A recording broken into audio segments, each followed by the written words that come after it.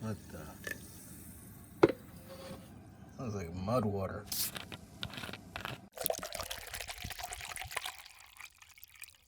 So this is Umami Cola. Technically, it is a craft cola.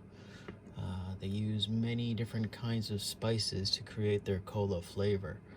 Now, Coca-Cola itself, the formulation is technically a trade secret and none of the ingredients are publicly known. The nifty thing about this is, if you notice, the can is upside down. The labeling's upside down to where the opening is. And the reason that they do this is, let's see, they have it here. Make sure you flip it right side up to make sure all the spices and ingredients blend well in the liquid. Same over here, same warning, 2 different areas on the can. Now, the flip side of this is when you have to open it, you have to flip it around, let all the spices and ingredients kind of blend so you get a drink that is passable. If they just made it like this and everything sinks to the bottom, it's like, I don't know, the sediment that you get on the bottom of your coffee or on like your chocolate milk. The stuff up top, it doesn't get a good representation of the flavors, if you will. Now, one nifty thing about this is that I guess they have a few different flavors from this company, whether that be different kinds of blends of their craft cola. But one drink that does give me pause, I have yet to find it, is a collaboration with a company called Bathclin. Now, Bathclin is a brand related to bath salts. Not something you'd want to associate with a drink, at least I wouldn't want to. I mean, do you think a collaboration between pink lemonade and a Mr. Bubble would work? I don't think so.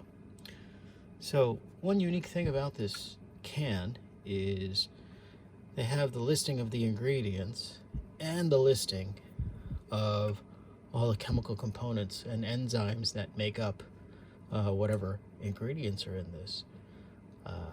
They also mentioned here that it is actually a blend of over 350 ingredients. But, over 350 ingredients in only 250 mils of liquid kind of makes me think a lot of the stuff is pretty diluted. There's a lot of stuff in here that you usually don't hear of in a energy drink or a drink in general, I guess. I will list just a handful of them, but I'll have the full list on screen. But, you have like hibiscus flowers. This is actually made from rice wine. It is non-alcoholic, but it's based on rice wine. And you have cinnamon, cardamom, elderflower, cloves, pepper, something called holy basil, coriander, aniseeds, red peppers. A lot of stuff you might find in a curry, actually. And I'm not going to bother butchering the names of all these enzymes that it creates, but they go out of their way to make sure that they list everything that is included in this thing, or at least a handful of the 350 anyway. So, I guess let's make sure that this stuff is well distributed. I'm a little worrisome because this can is really pressurized, and if you ever put things through a soda, the sediments, they can actually agitate the carbonation. So I'm gonna have to do my best MacGyver to not spill this all over the counter.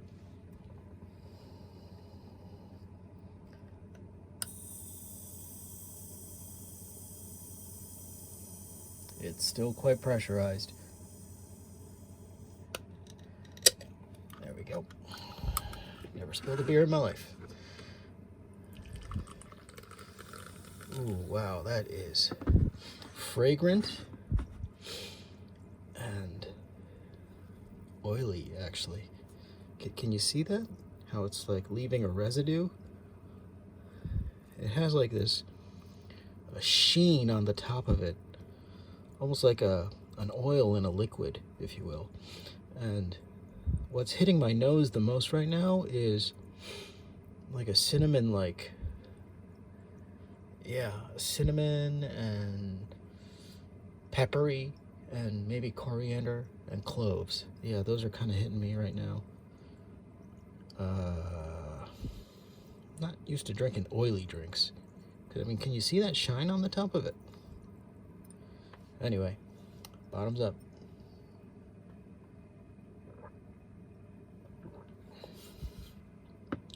Oh, wow, that's unique. Unique doesn't exactly usually mean good, though. That's just a nice way of saying not very good. You might be able to see some of the sediments that are building already. It's almost like curry, really. If you add curry powder to this, the other flavors that are in it kind of, complement a curry, if you will.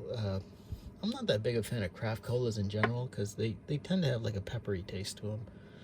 Not like a Dr. Pepper taste, but like real pepper. And this does include real pepper in it, so maybe that's what's hitting me. It's cinnamon and pepper. Those are, and I guess ginger. Yeah, this would probably go well in a curry. So when you're making a curry and you need a little bit more liquid, maybe toss this stuff in. You might not want the sugar, but oof. Yeah, like I said, unique doesn't always mean great. But still an experience. Okay, till next time, the drink's on me.